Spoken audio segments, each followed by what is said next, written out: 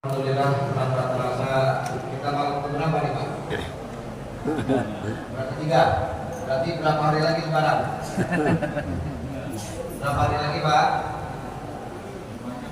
Banyak. Kalau biasanya Ramadan itu ada satu konotasinya adalah yang namanya mudik. Betul nggak Pak? Betul nggak? Maka mari sama-sama kita ambil hikmah daripada filosofi mudik dengan Ramadan. Setidaknya kalau kita mudik itu ada 4 syarat yang harus kita penuhi. Ada berapa Pak? 4. Yang pertama apa? Kalau orang pengen mudik, syarat pertama harus punya kampung. Betul nggak Pak? Kalau nggak punya kampung bisa nggak mudik? Gak bisa, namanya main-main doang. Sama Pak, ketika kita masuk Ramadan, harusnya kita tanamkan dalam diri kita bahwa alam kehidupan yang sedang kita jalani sekarang itu hanya sementara.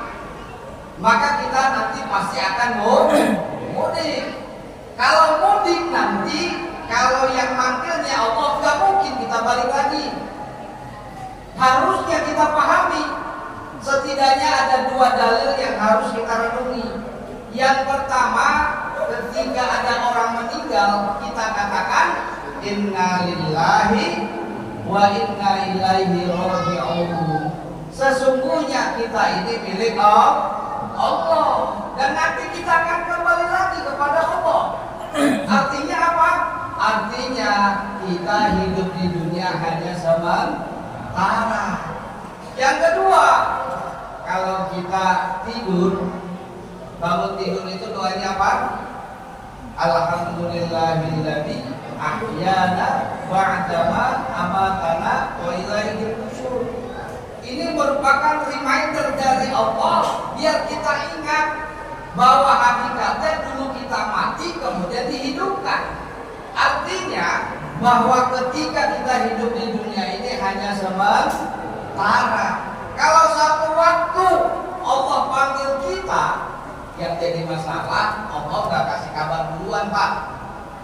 Kalau Allah ngasih tanda-tanda atau memberikan timing kapan kita meninggal, saya yakin yang ada di masjid ini, yang ada di sini rata-rata camat. Betul lah, rata-rata camat. Misalkan saya Ustadz Ibnu misalkan meninggalnya nanti umur 80 tahun. Paling senang kita berbuat siap. Nanti aja kalau udah mepet-mepet baru tahu tobat. Inilah kenapa ketika Allah akan memanggil kita untuk mudik yang hakiki, tidak diberitahukan dahulu. Persis di dalam surat Al-Mulk Allah katakan alladzi khalaqal mauta wal hayata liyabluwakum ayyukum ahsanu amala. Bahwa hidup dan mati adalah ujian dari Allah, tidak lebih tidak kurang. Allah ingin tahu siapa di antara kita yang amal baiknya yang paling banyak. Maka yang pertama tadi, bahwa nanti kita akan mudik, akan kembali kepada kampung halaman. Yang pasti yang harus kita pahami, jangan kita terlalu berleha-leha dengan dunia. Kenapa? Yang pertama, dunia itu adalah penjara pembuangan Nabi Adam. Dulu Nabi Adam ada di dalam surga, kena hukuman, dibuang ke dunia, ke tempat kita sekarang tinggal.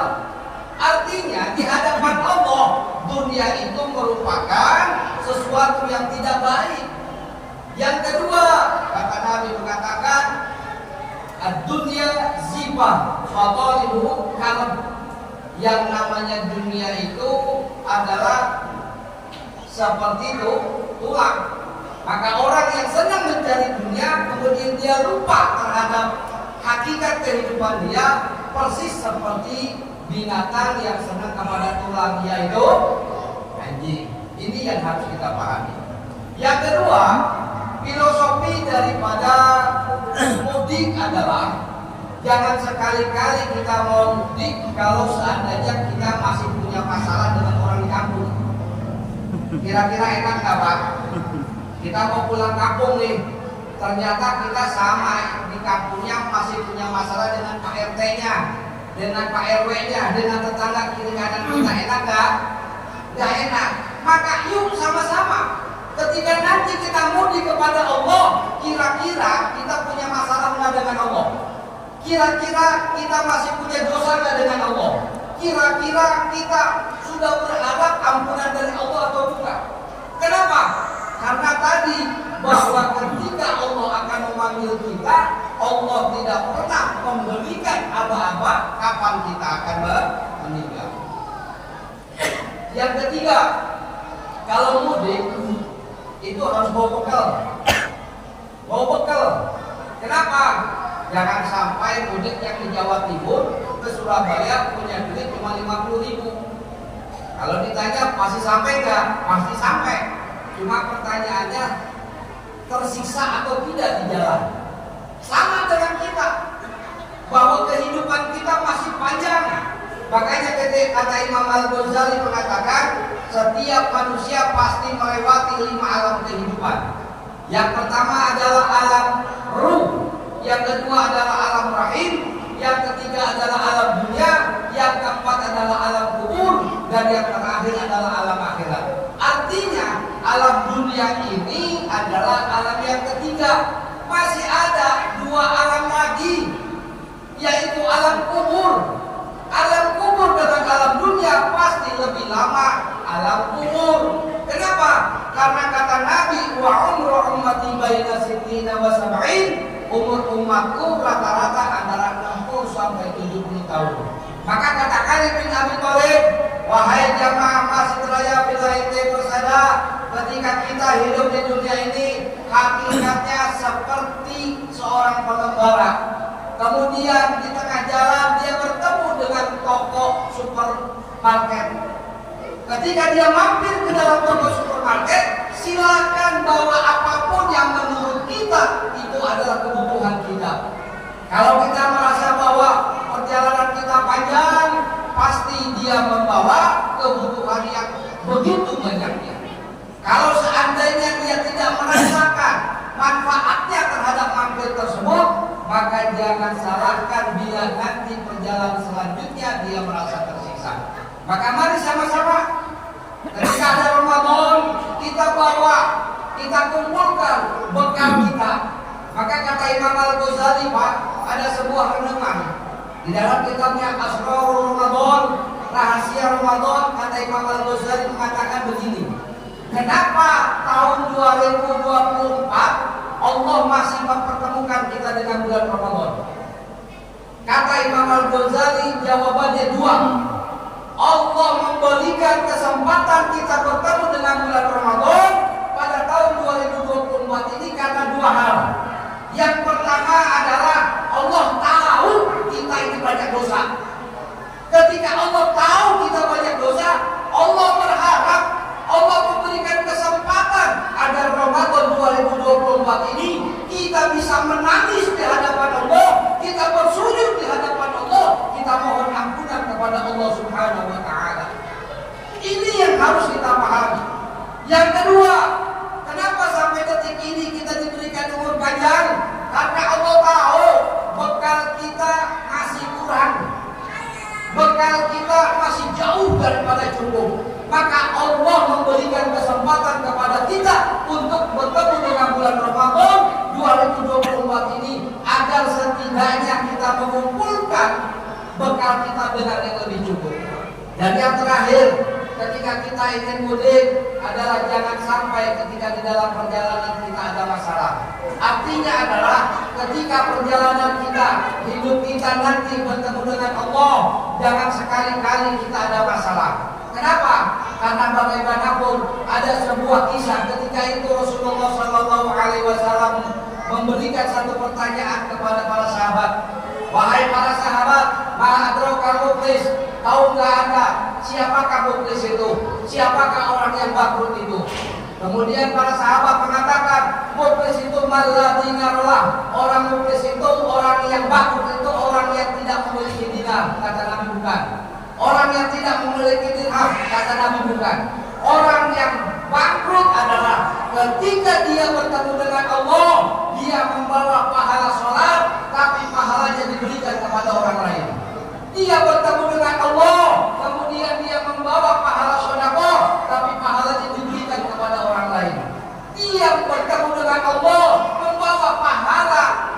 belajar, taklim, ternyata pahalanya diberikan kepada Allah Subhanahu, diberikan kepada orang lain. Artinya ini sebuah satu isyarat kepada kita semuanya. Jangan sampai ternyata kita sendiri hidup di dunia ini, kita hanya berpikiran diri kita masing-masing. Makanya di dalam Al-Quran, kenapa Allah katakan amanu wa amilus sholihat, iman dan amal soleh, tidak lebih tidak kurang bahwa bentuk daripada keimanan kita, buktinya adalah kita beramal soleh. Yuk sama-sama di bulan Ramadan ini kita tingkatkan kualitas dan kuantitas ibadah kita, bukan hanya bicara tentang hablum minallah, tetapi hablum minannas. Di akhir daripada kultum saya ada sebuah kisah ketika itu para sahabat bertanya kepada Rasulullah, ya Rasulullah, ada si A dengan si B. Si A ini sholatnya nomor 1, sedekahnya nomor 1, puasanya nomor 1, zakatnya nomor 1. Tapi si A ini seringkali menyakiti tetangga.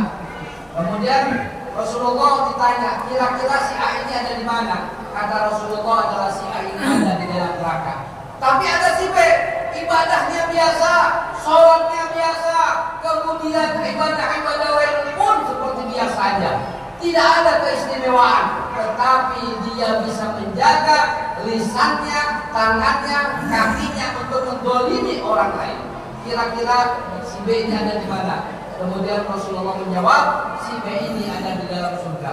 Kemudian penutupnya kata Rasulullah bahwa bentuk daripada ibadah kita diterima, buktinya adalah, realisasinya adalah kita baik dengan tetangga kita betul-betul beramal soleh. Yuk sama-sama Ramadan mengajarkan kepada kita semuanya bahwa Islam bukan hanya sekedar vertikal, tetapi Islam juga mengajarkan kepada horizontal.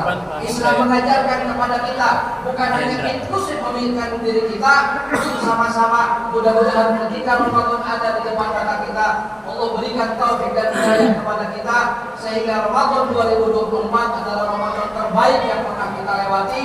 Mudah-mudahan di akhir Ramadan, mudah-mudahan Allah titipkan ampunan kepada kita semuanya, sehingga Allah memberikan kekuatan kepada kita untuk mengkhatamkan puasa kita, mengkhatamkan sholat tarawih kita, mengkhatamkan Al-Quran kita, mengkhatamkan ibadah-ibadah kita setiap hari, sehingga ketika di akhir Ramadan mudah-mudahan kita termasuk minal a'idina wal faizin. Taqabbalallahu minna wa minkum siyamana wa siyamakum. Amin amin amin amin ya rabbal alamin. Wassalamualaikum warahmatullahi wabarakatuh.